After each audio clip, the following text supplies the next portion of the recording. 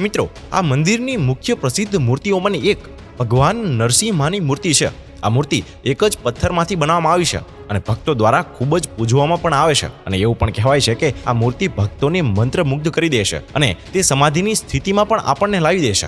અને આ ભગવાન નરસિંહ માની મૂર્તિ 10 ફૂટ ઊંચાઈવાળી છે.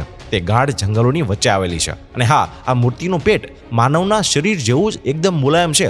તેના કારણે આ મૂર્તિને જીવિત મૂર્તિ તરીકે પણ ઓળખવામાં આવે છે. આ મૂર્તિ એટલી બધી મુલાયમ છે કે તેની ઉપર ફૂલ મૂકો તો પણ તે અંદર બેસી જાય છે. અને વધારે વજન આપીને ફૂલ મૂકશો તો અંદરથી લોહી પણ નીકળવા લાગશે. અને જ્યારે તમે આ મૂર્તિ પાસે જાઓ છો તો મૂર્તિ શ્વાસ લે છે એવો અહેસાસ પણ થાય છે. આ મંદિર કોઈ ચમત્કારથી ઓછું નથી અને ભગવાન વિષ્ણુના અવતાર ભગવાન નરસિંહ માને સમર્પિત આ મંદિર વાસ્તુકલા, જટિલ કોતરણી અને સુંદર મૂર્તિઓ માટે પ્રખ્યાત છે.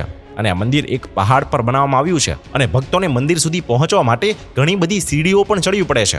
અને હા, આ પહાડ ચડવો એ પણ ભક્તિનું પ્રતીક માનવામાં આવે છે અને ભક્તો તેના પર અત્યંત શ્રદ્ધા અને આદરની સાથે આગળ વધે છે. અને ભગવદ્ ગીતામાં ભગવાન શ્રી કૃષ્ણે કહ્યું છે કે નરસિંહ અવતાર જેવા અવતારનો જન્મ ત્યારે જ થશે જ્યારે ધર્મ સંકટમાં હોય છે અને અધર્મ વધે ત્યારે તે અધર્મનો નાશ કરવા માટે આ પૃથ્વી પર અવતાર લેશે. અને ભગવાને નરસિંહ અવતાર હિરણ્ય કશ્યપ રૂપી અધર્મનો નાશ કરવા અને પ્રહલાદની રક્ષા કરવા માટે આ પૃથ્વી પર અવતાર લીધો હતો. અને શ્રી હરિનો આ ચોથો અવતાર ભગવાન નરસિંહ માને સમર્પિત છે. અને આંધ્રપ્રદેશના વિશાખાપટ્ટનમમાં સ્થિત સિંહાચલમ મંદિર, જો કે ભારતમાં ભગવાન નરસિંહ માના ઘણા બધા મંદિરો છે, પરંતુ આ મંદિરને તેમનું નિવાસસ્થાન માનવામાં આવે છે. અને એવું પણ કહેવાય છે કે તેનું નિર્માણ પ્રહલાદે પોતે કરાવ્યું હતું. અને મંદિરની રચના વિવિધ સ્થાપત્ય શૈલીઓનું મિશ્રણ છે.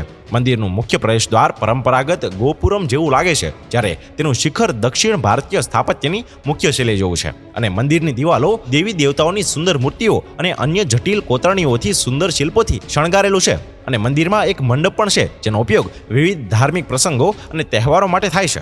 તો મિત્રો, આ હતું ભગવાન નરસિંહ માનું એક સુંદર મંદિર.